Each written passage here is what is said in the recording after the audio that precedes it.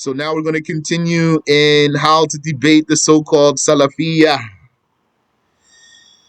We've been smashing them thoroughly by the help of Allah Ta'ala. Not everyone can smash Wahhabis thoroughly.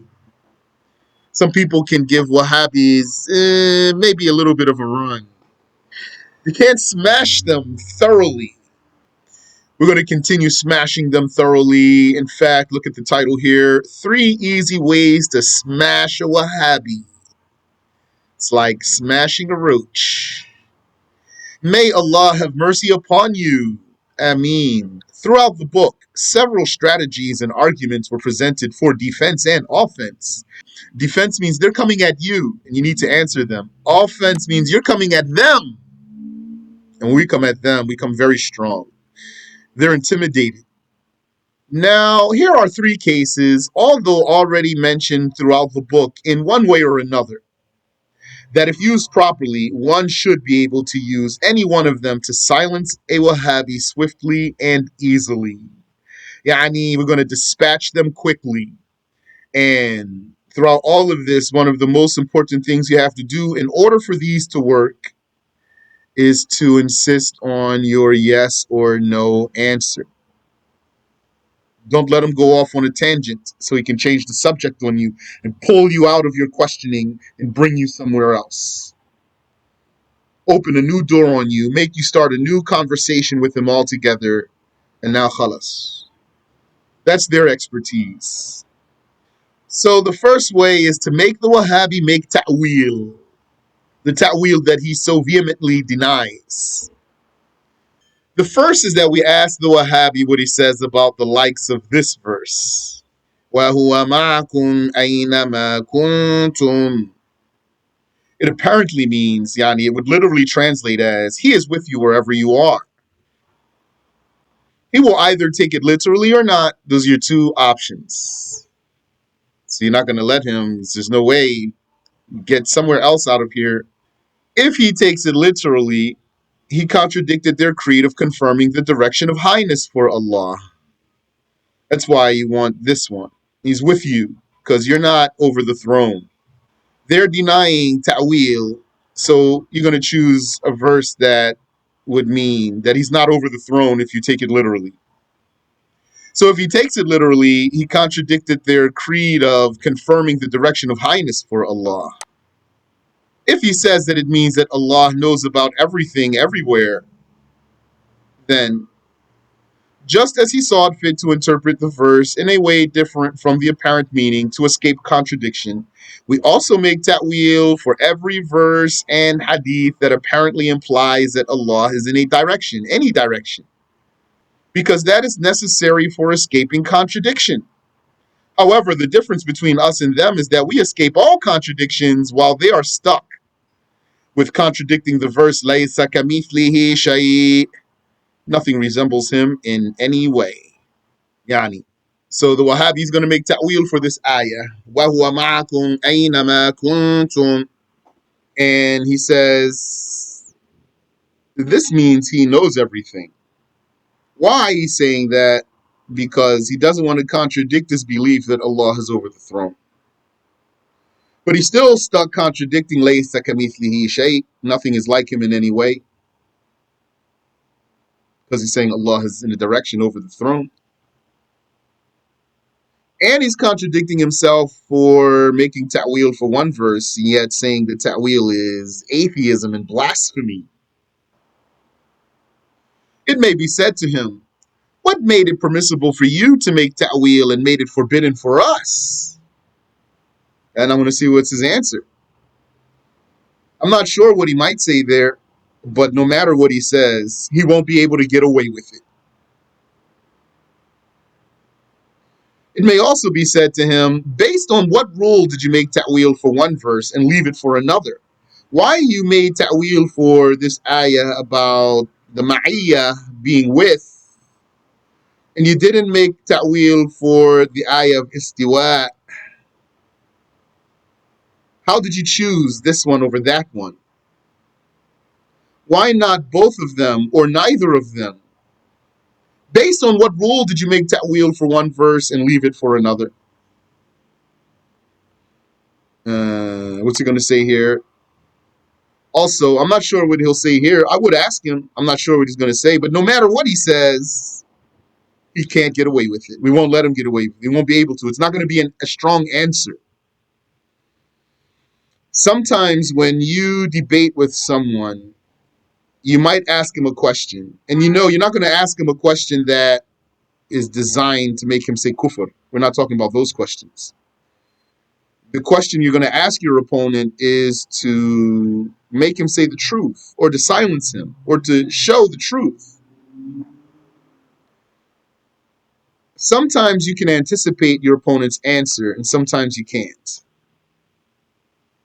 So if you can anticipate his answer, then you'd ask him a question and you'd anticipate his answer. And if you do anticipate his answer, it means you should have what? The rebuttal ready, especially if he says to you what you anticipated. If you don't anticipate his answer, then think twice before you ask him. Why would you ask your opponent in a debate a question without being able to anticipate his answer? Well, there's two things that appear for me to be the answer to that question. One is that you're an amateur and you don't have the skill here that's required, because you shouldn't be asking questions in a debate without anticipating the answer, because you don't know which way he's going to take you. That's going to be how you lose control of the debate, if you had control in the first place. And that's definitely something we want to do, is take control of the debate.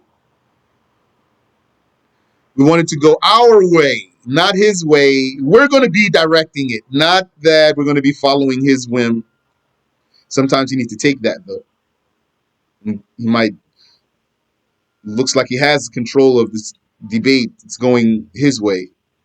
So you're going to have to take that from him. That means you're going to flip everything back on him. Or sometimes you might not anticipate your opponent's answer, but you're still going to ask him because it doesn't matter what he answers. No matter what he answers, it can't be a strong answer.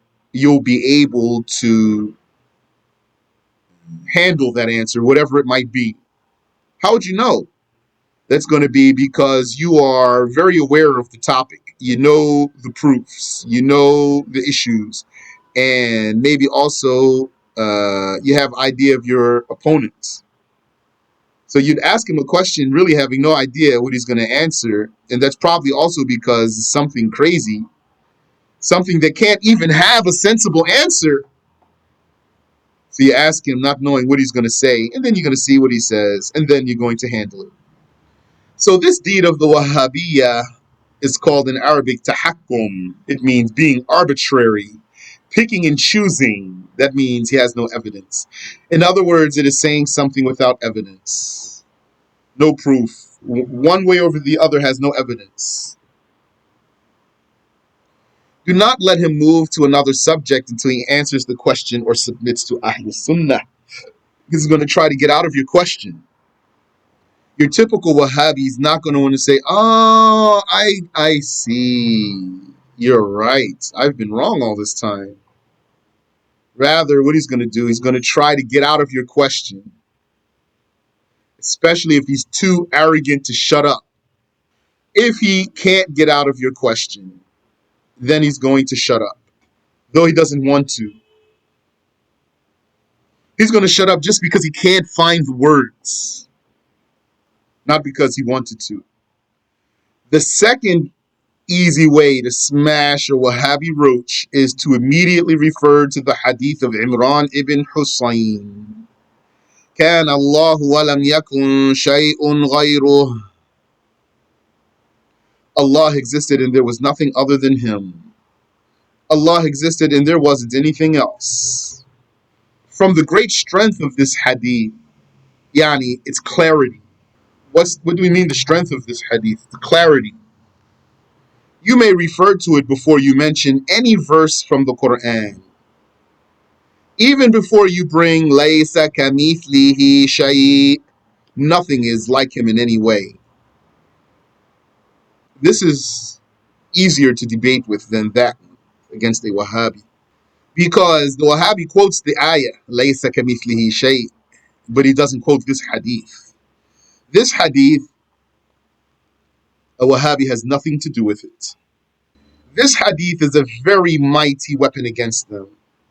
The way to use this hadith has already been explained in the section proof from the hadith that refutes the Wahhabi creed. So review it there. Let's see. Since we're here, let's review it there.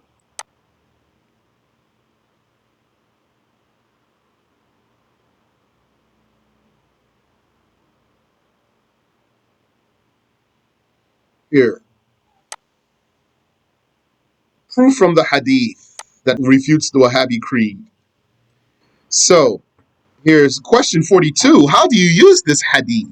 To use this hadith effectively, you must understand the meaning of qidam or azaliyah, existence without a beginning.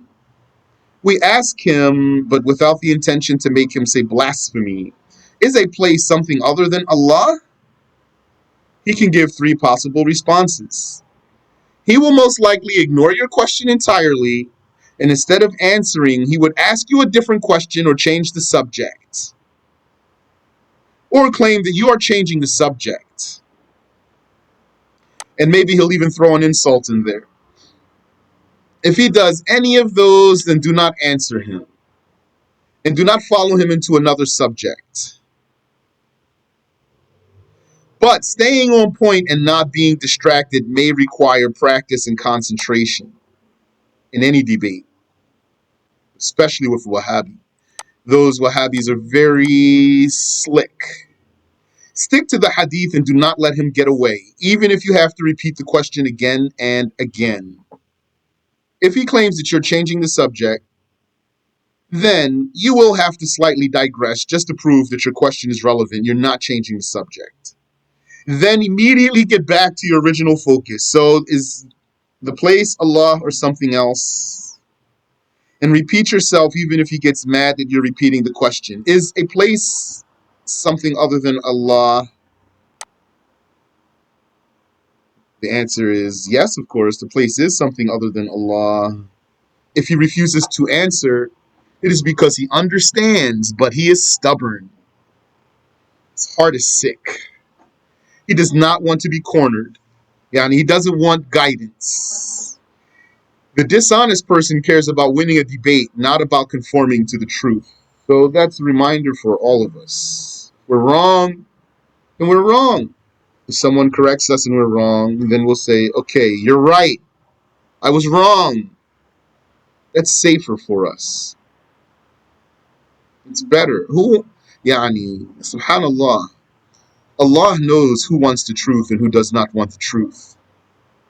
Allah knows. The slaves might not even know themselves. One wouldn't know that he doesn't want the truth. So he's not going to accept. Now, if he says that the place is Allah, which we do not expect, then he's an idiot, etc.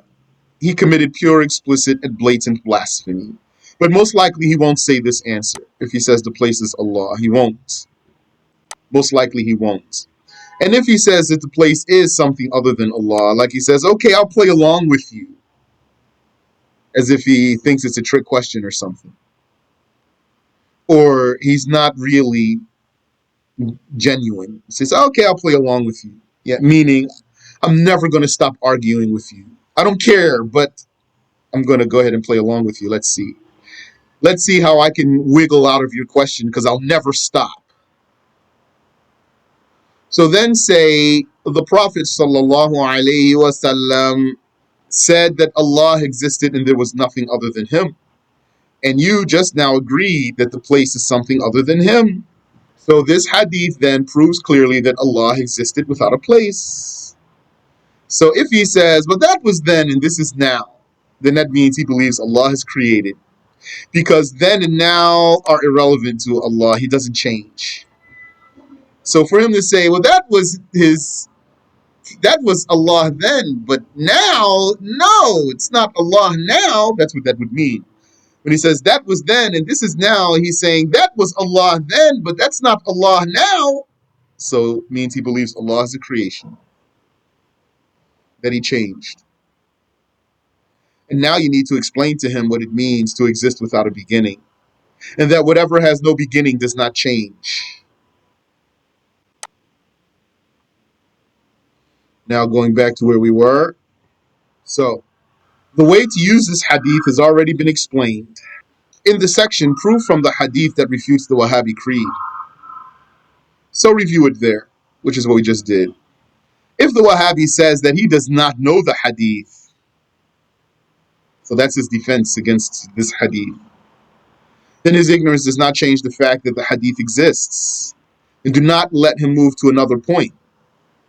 So if he says, well, listen, I'm telling you, I don't know the Hadith. What you want me to say? I don't know the Hadith. And you tell him, then you're not qualified for this conversation. So now you shut your mouth, go back and learn the Hadith. We're not going forward after this.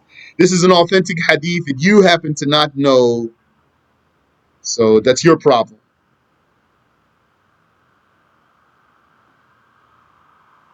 If he claims that the Hadith is weak, it is very sahih, very authentic Hadith, narrated by Al-Bukhari in the chapter of the beginning of creation. And add to that, yani, say to him also that he should not talk without knowledge. If he says the hadith is weak, you tell him it's not weak. That's number one. And number two, you fear Allah and stop talking without knowledge, you ignorant, arrogant person. You're so much wanting to prove your point that you're willing to speak without knowledge. And you're so confident that you're right that you're going to speak without knowledge.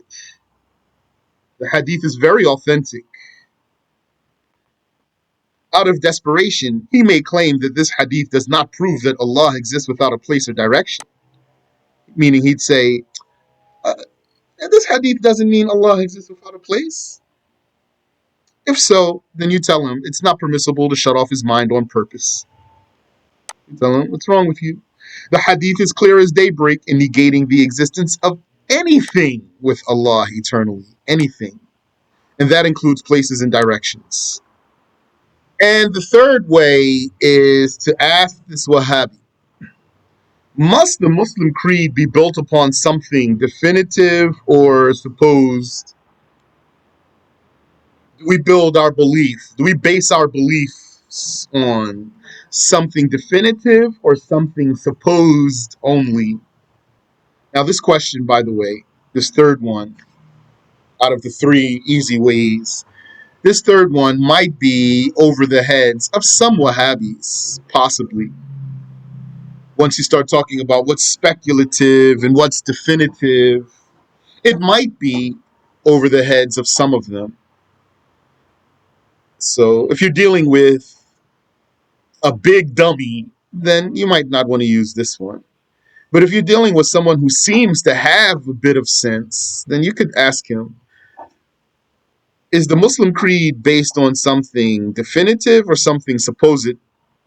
So he has two answers. Here, the answer is not yes or no. The answer is to select.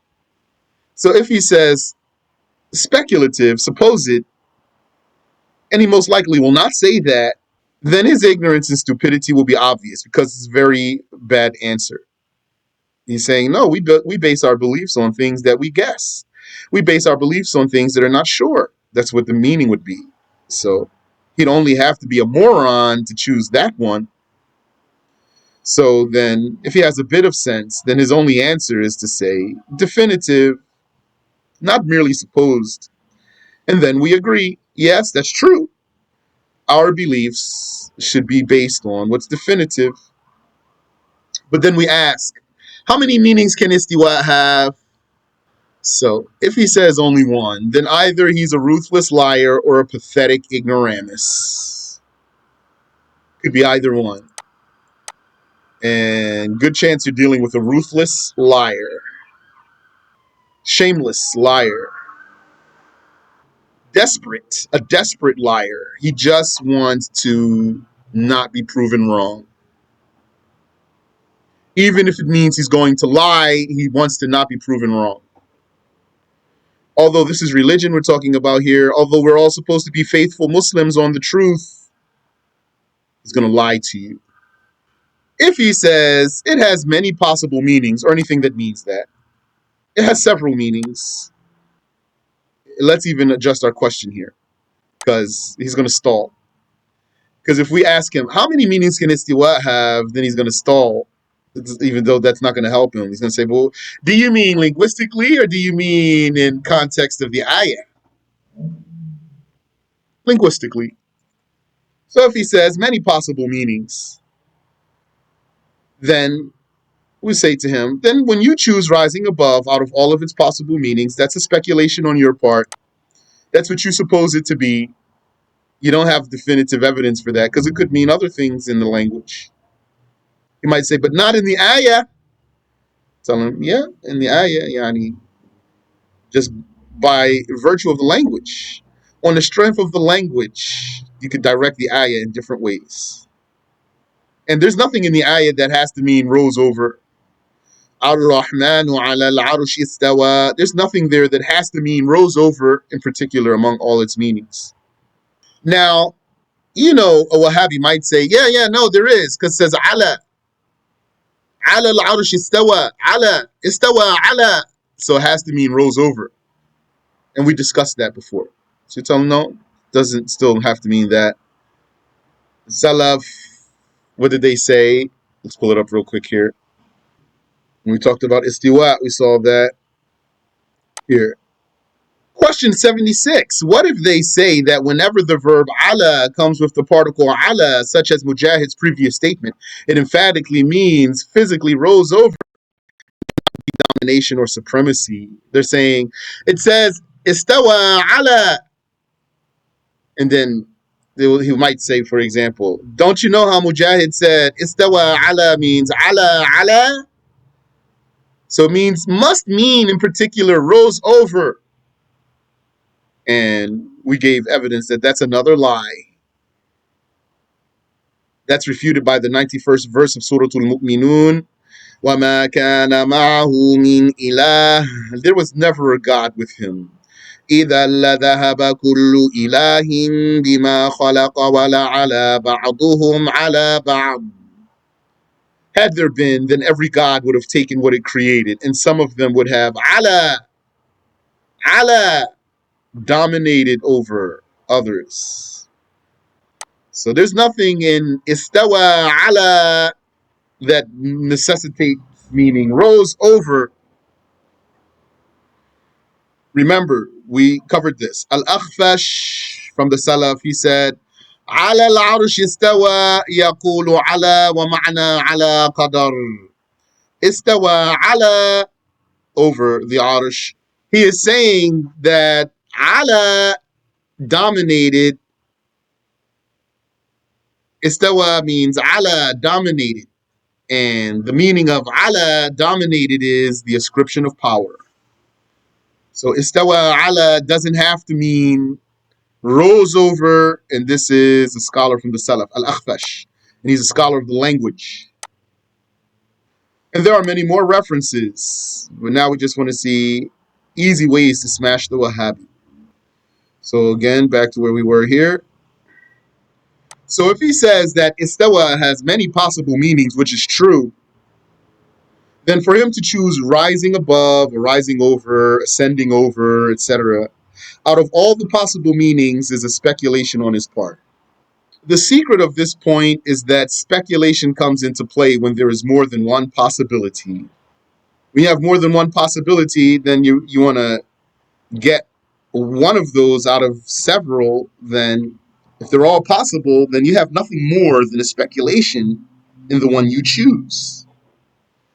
And the known rule of debate is إذا ثبت الاحتمال سقط القطع في الاستدلال. If more than one possibility is confirmed, then certainty in the evidence is removed. For this reason, the real Salaf used to say istawa as he ascribed himself, meaning they didn't translate it. Because that is definitive, meaning using the mere word that came in the ayah is definitive. It's not a speculation that he istawa. Speculation is assigning the particular meaning to that, since it could have more than one meaning. They did not choose one meaning over another because that would be speculative, and they definitely did not say rose above as he described himself. What's that footnote there? Likewise, they did not say the yadan certainly refers to two attributes because the dual form possibly has other usages. Yani you could use the dual form for a single thing. So they didn't say for sure al yadan means two attributes. Also, the plural form, the dual and the plural forms could possibly be used to refer to a single thing in Arabic language. Just as you can say assalamu alaikum to one person, although kum is for three or more. You say to a single person assalamu alaikum. You could say, if it's one male, assalamu alayka. That's literal. If it's one female, assalamu alayki. That's literal. Assalamu alaikum for one person. That's not literal. Still can do it though. And other things like that in Arabic. You call a single person entum. Entum, you, plural. Just like Allah referred to himself as nahnu, we. So, when something can have more than one meaning, then to choose one of those meanings over the others without definitive evidence, is speculative in itself. But a Wahhabi is going to be so ignorant, like in the case of Yadan, he doesn't even know that dual form could be used for a single thing, so that we have to consider that amongst the usages of dual form is using it for a single thing, so that we don't choose the wrong meaning. We have to at least acknowledge that. We have to acknowledge all the possibilities at least. And then we could just not choose any of them and say Allah knows best. Or we might choose one which is most befitting, most likely. Like most likely meaning of istawa as qahara. Most likely tafsir in this ayah for istawa as qahara. Dominance. And as for the ayah, laysa kamithlihi shay', nothing resembles him in any way. It can only have one meaning. So it is definitive. And thus the creed is built upon it. We start there. Nothing is like him. And then anything that has, that accepts in the language a meaning that would be a comparison between God and something else, that can't be its meaning. That comparable meaning cannot be its meaning. However, later scholars said that the most likely meaning of istawa is qahara, to subdue, to dominate, and istawla, to conquer. Wallahu alam, and Allah knows best, and He grants the success. So up till here, this was really the main goal of the book.